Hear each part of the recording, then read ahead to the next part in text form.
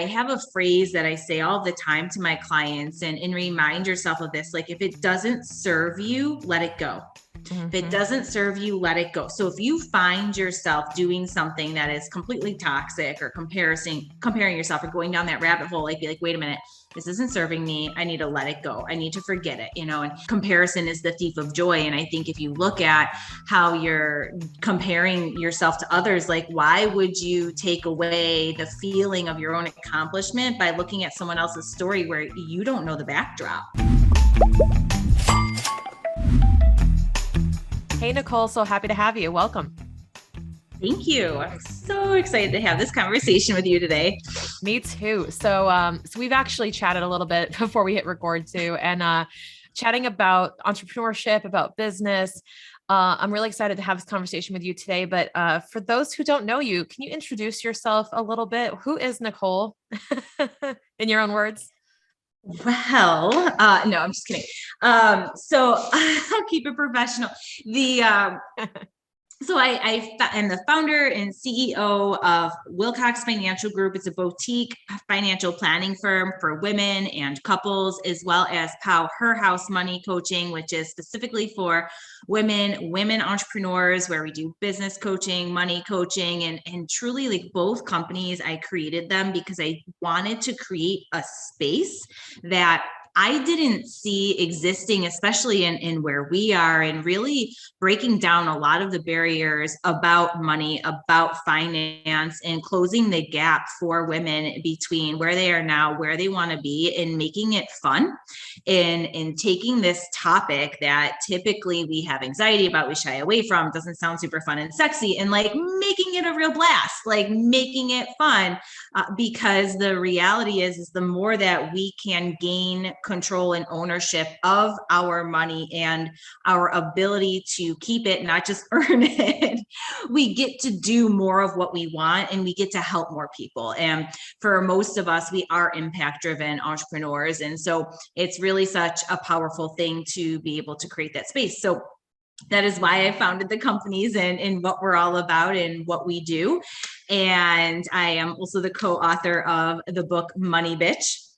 We wrote that to, again, like, make it approachable and fun to talk about the different parts of financial planning. And actually, the last chapter of the book is all about entrepreneurship and those things that we don't always hear about, talk about, but like the real tough shit, the struggles that we go through, and what you have to think about that isn't always so obvious, because you never hear about that behind the scenes struggle when you're looking at all of those other entrepreneurs in your space that you admire. Totally. And for those of you listening, if you can't tell by now why we get along, it's really a mission after my heart, to trying to make this stuff more digestible, more approachable, and empower people with the knowledge as opposed to intimidating people with the knowledge. So that's the key differentiator here. And I love what you do. And one of the things when it comes to financial planning, one of the most paramount things that we ask our clients for, or ask to do with them, is set goals, because everything anchors back to the goals, right? So can you give us a little bit of insight on how you help your clients set their own financial goals, especially those who are fairly intimidated or have never done this before? Absolutely. So the first thing is we do have a conversation about what it is that they're looking to achieve and accomplish. But when I give all of our clients like a goals worksheet, and I say, let your brain just flow onto paper. Don't overthink it. Don't overanalyze. Just put it down there. And then we can help reverse engineer and figure out the how. Like, your job is the what you want. My job is the how. But more importantly, once you write down what it is that you want, think about why you want it. Think about why it's important to you and how you'll feel when you get there. Because if you can think about the opportunity and the feeling over the obligation and sometimes the grind of what it may take to get there, it's going to be a lot more enjoyable of a process. And then me understanding your why and why you want to achieve these things gives me really solid leverage over you. If you start to fall off track or you're hitting resistance or we need to pivot.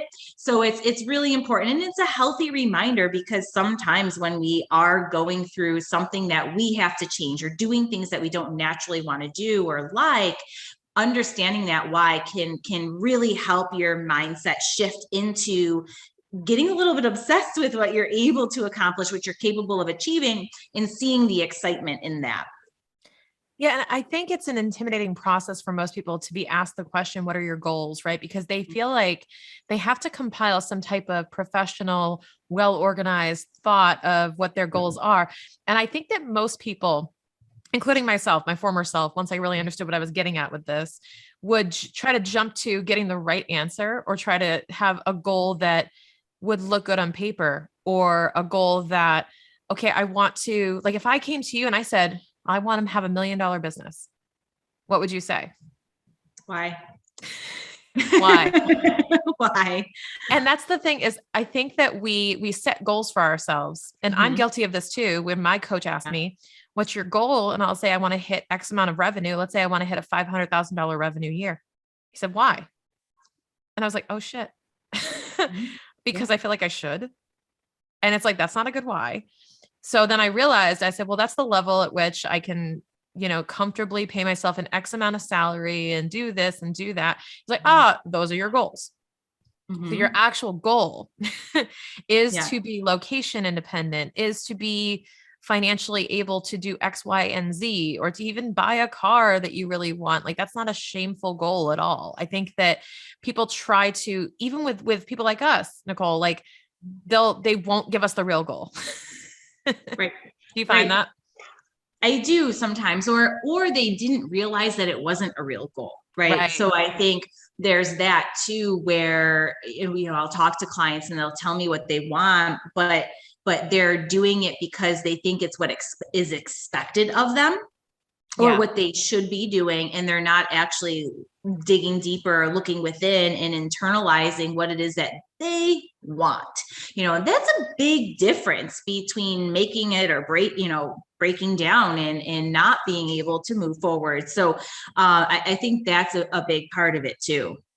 Oh, totally. And I think that pressure comes from a lot of external forces, right? So let's talk for a second about, why would someone feel like they should, or that they have to meet a particular goal?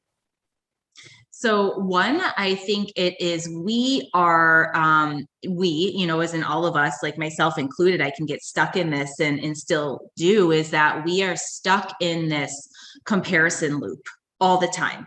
And so if you are a coach, for example, and you're seeing all of these other coaches in social media and in your space talking about how much they're earning and what they're doing and what their lifestyle is, you may say to yourself, wow, that sounds great. I should be doing that too. I want a 7-figure business. I want to do this. I want to travel all over. And what you're doing is you're immediately looking at someone else and saying you want that too, before you're asking yourself, well, what is it that you want? And you're saying you want what they have, but you actually don't really know what they have. You only know what they're showing. You only know what they're talking about. And so it can be a slippery slope. And we also sometimes are guilty of not realizing what we're asking for. And so, and I'll talk about this a little bit. I was, when I was younger and just starting out, I was like, oh my God, I want to travel all the time. That sounds so exciting. I would love to be able to go to different places for work. And I would compare myself to this, there were a couple other senior advisors at the time where they were going all over the country with these big fancy meetings. And when I got the opportunity to do that, I hated it. Like I was miserable, right? I hated that constant travel and being away. I'm routine driven. I do not like to be disrupted. And, it was just too frequent. And so it was just hilarious in terms of like, wow, like I actually didn't ask myself what it is that would work with my lifestyle and what I would enjoy consistently. I was just looking at somebody else who was successful in what they were doing as a lifestyle choice and immediately thought I wanted that too. And it seemed pretty cool.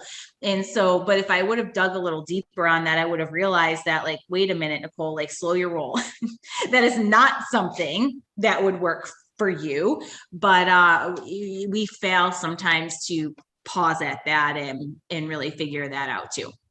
Yeah. And I think it just starts with you instead of looking out, trying to kind of compile that. And you can agree or disagree. I'm not a fan of like the vision board goal setting stuff because I don't want to take external things that are happening and project them onto myself. I actually internalize and I look at what could be better or where am I seeing like gaps or where can I do better? Like, where's my score a little bit lower?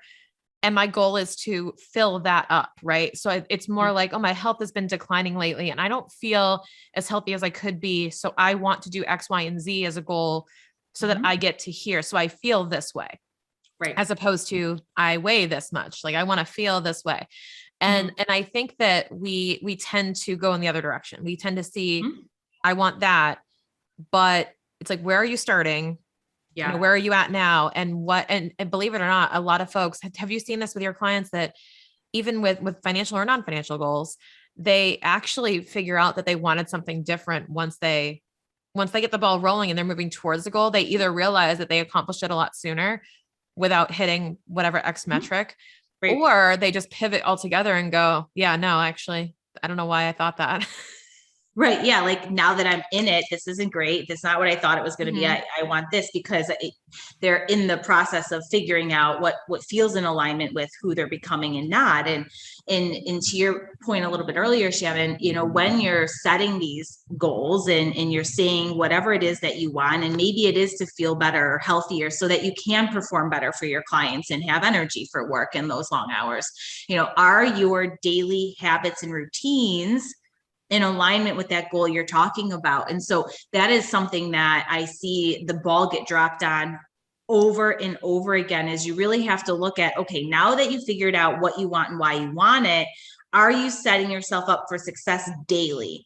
So is your daily routine and rituals going to get you that result or not? Or do you need to look at changing your schedule? Do you need to look at changing what it is you're doing on a daily basis? And health and fitness is such an easy thing to like give examples for, but like if you're looking back and you're still going to Starbucks every day and getting like a super fattening frappuccino, or you're not blocking in time to work out, like you need to tell your assistant, put non-negotiable workout time in my calendar every day where clients can't schedule.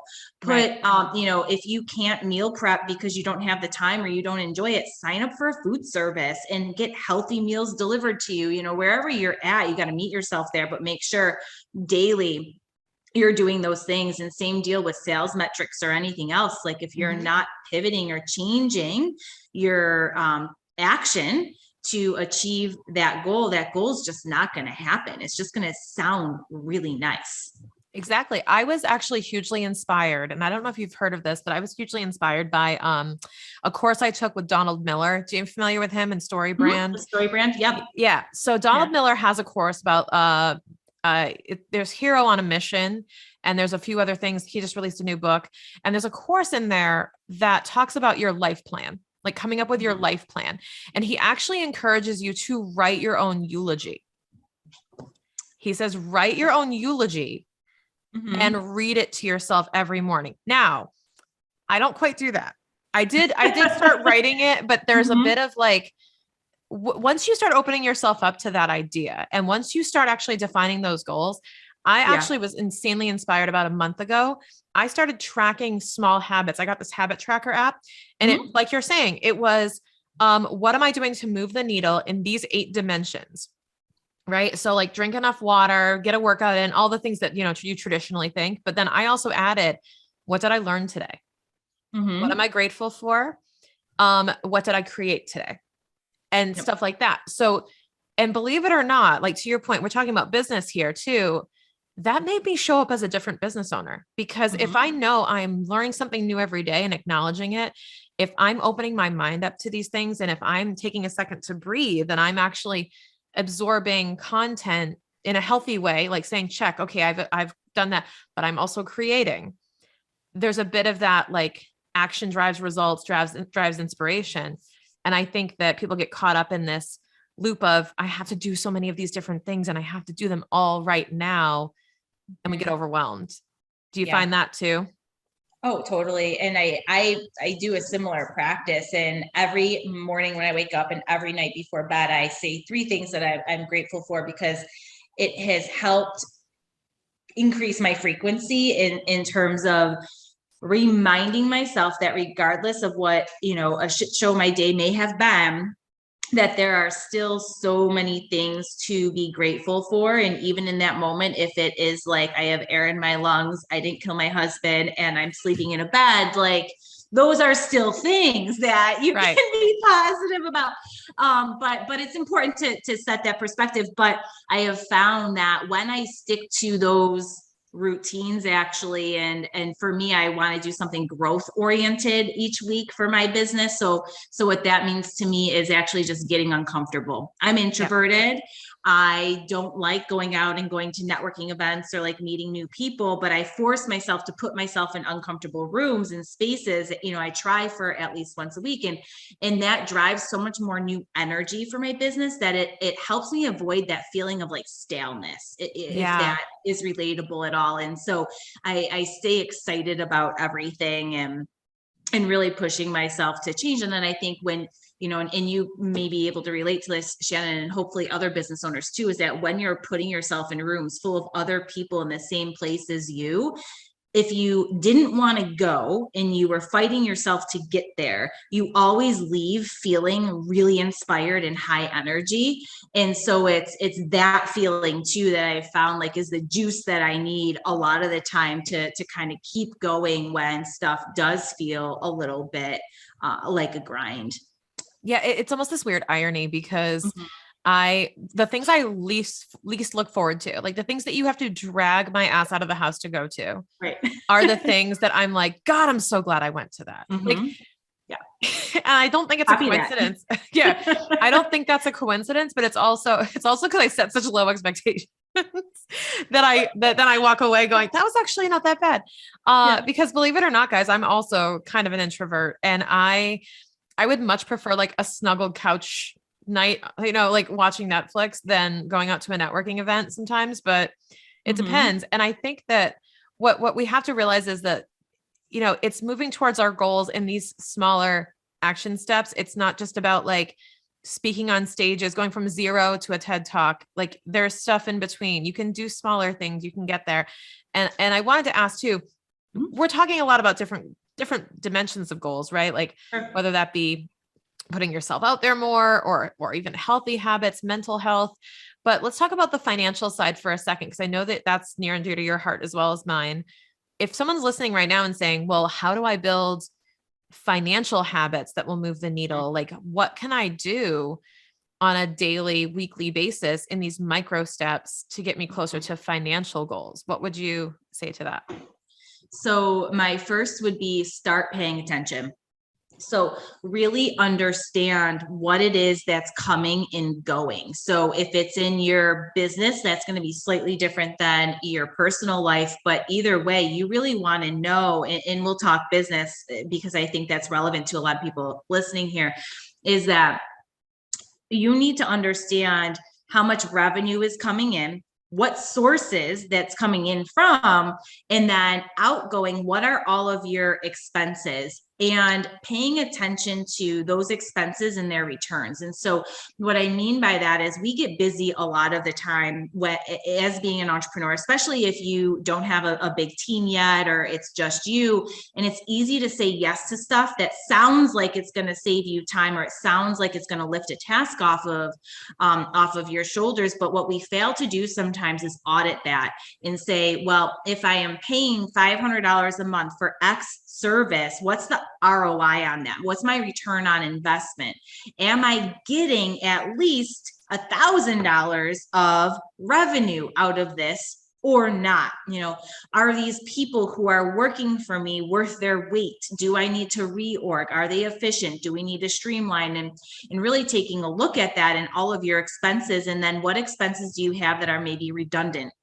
What can you get rid of? We do that a lot of times too. You may not be maximizing one system that can do multiple things, and you're paying for other services that other system could actually do. I see that happen quite a bit as well. And so looking at that, and then when your revenue and your numbers, and you're looking at maybe it's your packages or your services, are they priced right? So are you looking at how much time you're spending on each service that you are offering? And is it appropriate for the amount of time that you're spending and the overhead that you have? Or do you need to tweak that? So sometimes we look at, oh my gosh, my highest ticket offer is my most profitable because it's my highest ticket offer. But then when you look at the legwork that goes into that, the amount of time, the amount of manpower that it takes, it might be your least profitable. Your most profitable might be something that's a mid-level product. So really taking a look at that too can help in terms of just cleaning up your house, right? Cleaning up your house, taking an overview of everything. And then once you get that data and information, you can make a good decision on moving forward to that next level to see. And then not to keep on rambling here, Shannon, but if you have a goal to get to, let's say, $1 million, are your current services going to get you there? Or do you need to change it? Like, do you actually have the capacity to make that with what you're offering right now? Or do you need to create a more scalable program? Do you need to increase your pricing? Do you need to change how you're billing? Things of that nature too. So it's really important to understand, like, the goal that you set for yourself. Does your current business model even get you there? Yeah. And it's a question that we have to ask all the time as CFOs, where we have to look at, let's look at your pricing. How many clients can you theoretically handle at one given time, given the current, capacity you have without any more people? What's your capacity? And then we realize that they've put a ceiling on themselves in terms of revenue, because I can only take on 10 clients and I can only charge this much. Okay. Well, that means that you can only make this much money maximum. So what do we have to look at? We have to look at creating efficiencies to lower your costs, if that's related, or we have to look at increasing your pricing. Because then if you can only handle so many clients, then if your revenue goals are up there, we got to start delivering maybe even a higher tier service at a higher price point and climbing that. But business is kind of like a really complicated audio speaker with all those dials. And you have to like change all, you know what I mean? Like to get that perfect Great analogy, to get that perfect sound, you've got to turn every little, nope, that wasn't it. Nope, that wasn't it. Like you have to turn them all up and down until, like, next thing you know, it blasts you in the face because you just hit the one button that turned it on. But it truly is. It's like you're constantly tweaking and trying to figure it out. And if you're kind of sitting back and you're just kind of reacting to what's happening, and you're saying, well, that's, I have a limit, I have this, I have that. You have to be in control of those dials as a business owner constantly. And hopefully have somebody helping you with, what direction and how much to turn them all. But that's how I look at business and how I look at the finances is it's a constant job, because you don't leave it alone for more than 5 minutes and something will change, something will shift, or you need to recalibrate because, something entered into the picture that we didn't foresee coming. I mean, look at the last 2 years. Right. So right. I think it's imperative to have really good, strong goals, but anchor those goals into a much stronger why, so that you're not going to be tempted to, be, what's the word for it? Be like more fickle when you're challenged. Right. Right. For sure. Yeah. So let's talk about the comparison trap again. I want to get back into this for a second, because this is something we see a lot on social media. We see it a lot with the coaching industry and the service-based industry. We see a lot of comparisonitis. And what are your best tips to avoid comparisonitis, if you want to call it that, and really like get grounded back into your own goals? Do you have any suggestions for people who just kind of slip into this habit? How do you bring it back? So I think, I don't know as though I have a magic wand, because it's certainly hard sometimes to avoid it. But I have a phrase that I say all the time to my clients, and remind yourself of this. Like, if it doesn't serve you, let it go. If it doesn't serve you, let it go. So if you find yourself doing something that is completely toxic, or comparing yourself, or going down that rabbit hole, like, be like, wait a minute, this isn't serving me. I need to let it go. I need to forget it, and there's I don't know who phrased this, so it wasn't me, but comparison is the thief of joy. And I think if you look at how you're comparing yourself to others, like, why would you take away the feeling of your own accomplishment by looking at someone else's story where you don't know the backdrop? And so that's important too. And what I have to remind my clients about all the time is that when you're comparing yourself to someone else and they're talking about revenue, you don't know their expenses, right? And the difference between revenue and profit. And you don't see any one of these online coaches or gurus, if you will, talking about profit. They're talking about revenue. Very, very different. They could be taking home $50K a year. You're taking home $100K a year. Your revenue is $500,000 and their revenue is $2 million. Right. But they're spending $750,000 on ads. So that's the story that you don't know or see. And so it's important to keep that in mind too, and saying, hey, you know what, that's great for them, but I'm doing this over here, and it's working for me. I feel really good about that. And so, keeping in mind that it doesn't serve you, but then remembering how far you've come, what you're achieving, and that you're on your path, like you're in your own path, and it needs to matter for you and no one else. So I don't know if that helps anyone listening, because I do and can certainly empathize with the fact that it's hard, but keep that in mind. Yeah, for sure. And one of the things that we try to emphasize too, because I know I get caught up in it too, but one of the things we emphasize is the importance of non-financial goals, because we look at KPIs, but the KPIs, which by the way are key performance indicators, but we look at KPIs for business owners that are not always the traditional revenue, profit, expenses. We're looking at how many leads are you bringing in from your opt-in? How many downloads are happening on your podcast? How many, X, Y, and Z, like what's your customer satisfaction score? What's your employee satisfaction score? How else can we measure your success based on your goals? Because if your goal is, I want to have the best team, and I want to attract the top talent. Okay, cool. What are your employee satisfaction scores? Right? Or how are you going to measure that?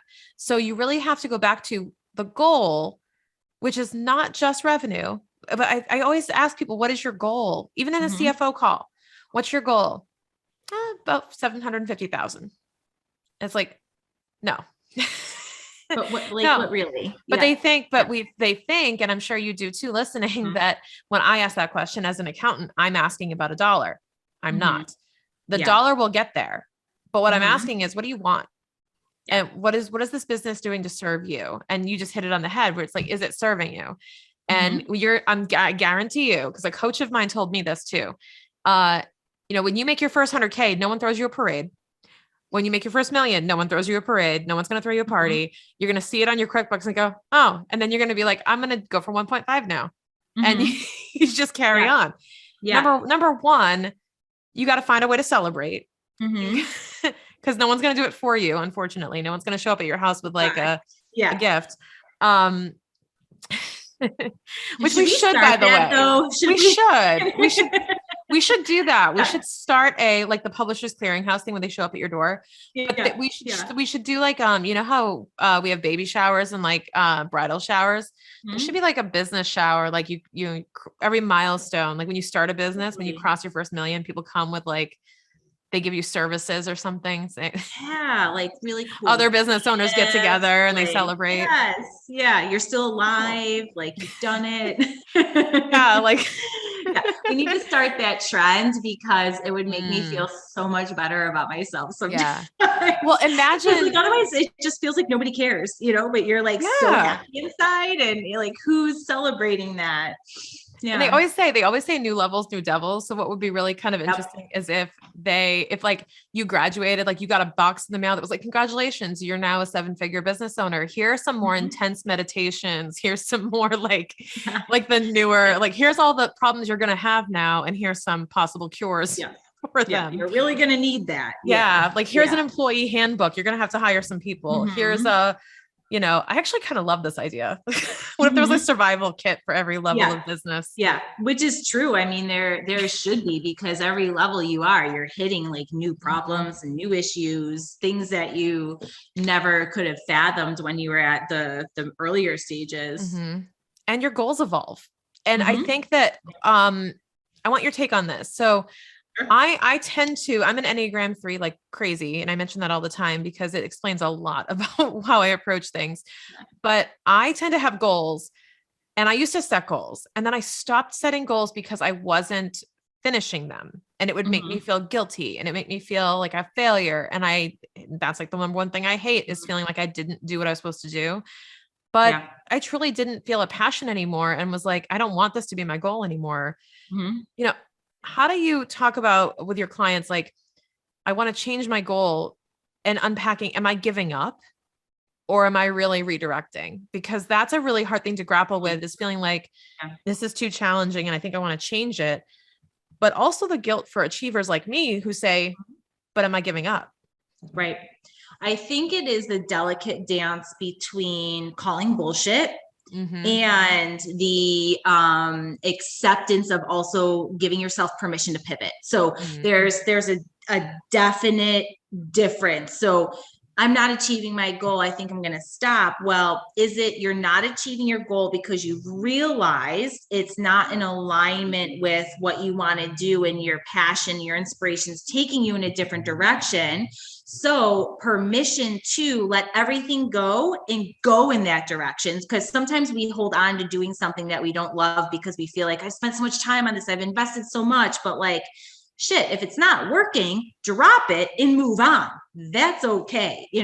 Go ahead and pivot. But then there's the other part of it sometimes where you have to filter through some like that excuse meter, if you will, in terms of, well, are you stopping because you haven't really tried and it's hard and you're not giving yourself enough credit, or you're not pushing yourself hard enough, or you're not stepping outside your comfort zone? Like, what have you actually changed and tried to reach this goal? And if you've changed and you've tried, okay, fine. But if you really haven't changed, you've been telling yourself you're going to do those things and you didn't, then that's when I think you call the bullshit and say, well, like, wait a minute, let's actually give yourself the time to do it, but you have to do the things. It's not going to happen magically. So there's that. To me, there's always those two different pathways that I try to navigate through, but definitely important to realize that it is okay to let something go and move on. And just because you spend a lot of time and money on something doesn't mean you have to hold on to it, because you're just holding on to more bad stuff. Like, Mhm. but we do that because we feel obligated sometimes to like have to make it work, and sometimes it's just Yeah. like the equivalent of hitting your head against the wall. Yeah. Yeah. And it is a delicate Yeah. balance between the two things, because it's hard to Yeah. distinguish, because they both show up as a tug in a different direction, but you wonder, is it too soon, or is this really a calling of my intuition to say you need to be doing something different, you're wasting your time? And it's really Mm-hmm. hard to make that call, Exactly. especially in business.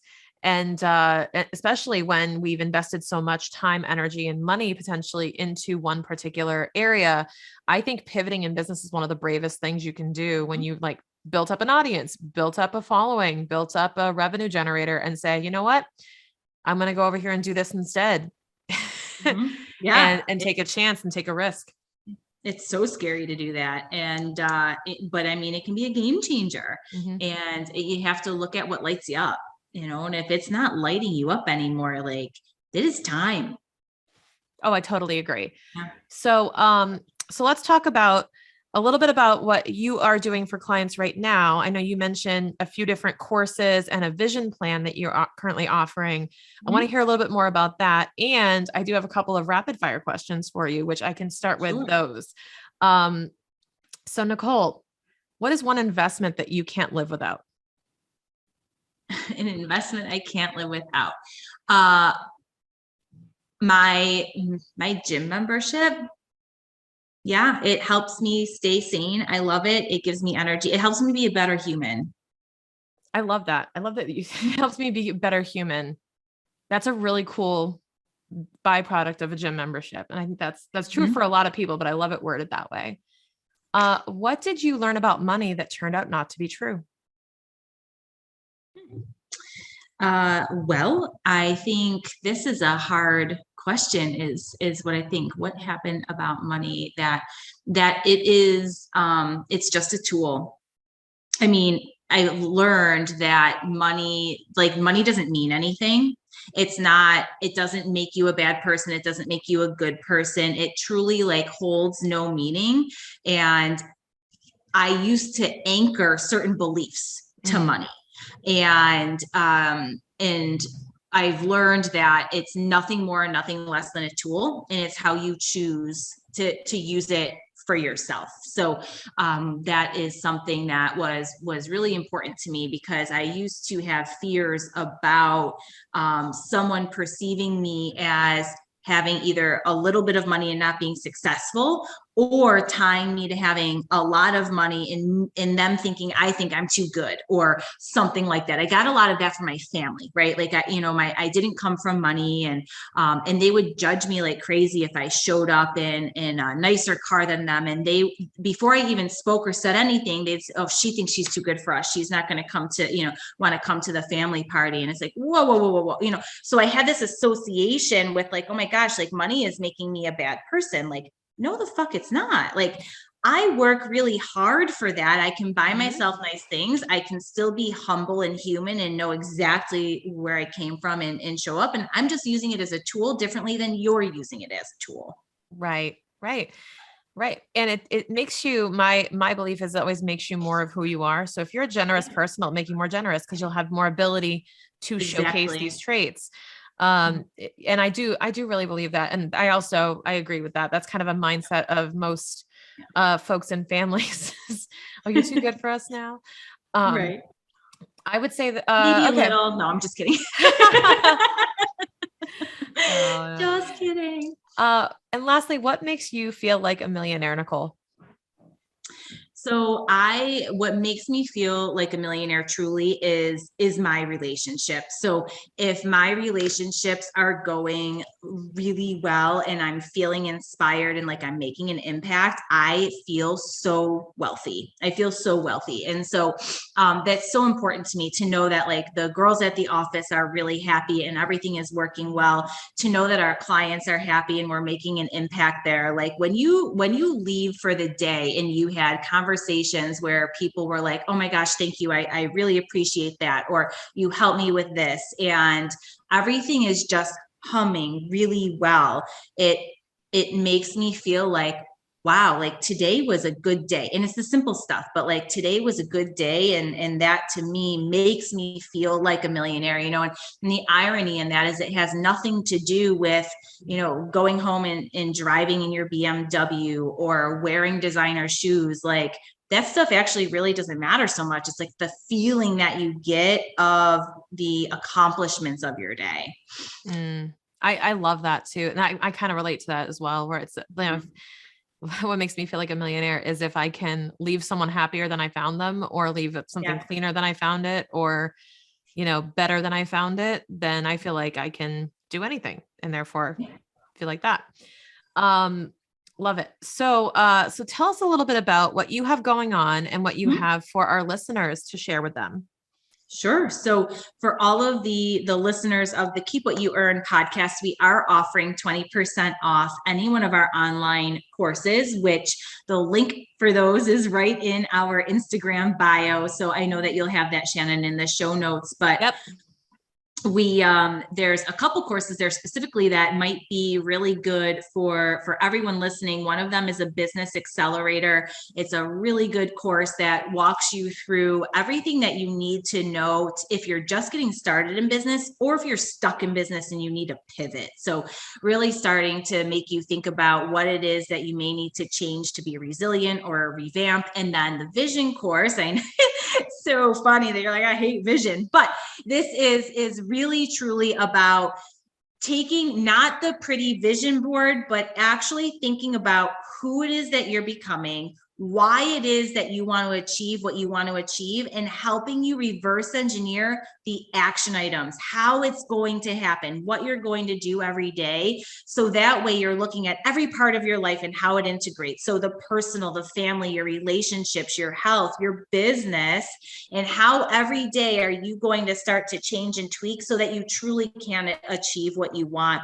and looking at that every single day. So that course is really cool. And if you're feeling like you need a little bit of clarity right now, that would be an awesome place to start. Yeah, I totally agree. And I love the idea of using vision to drive clarity on the smaller habits, just not painting the pretty picture and saying, I want that, and thinking it will just appear magically. Awesome. If that was life. Yeah. Yeah, exactly. Exactly. Well, Yeah. Nicholle, thank you so much for spending time with us today on the Keep What You Earn podcast, and for sharing your thoughts, wisdom, and knowledge. And I promise you guys, there are fun people that you can talk to that know a little bit about finance and business that can definitely help you along your journey. So Nicholle, thank you for being one of those people and for showing up today for our listeners. Thanks. My pleasure. All right. We'll see you soon.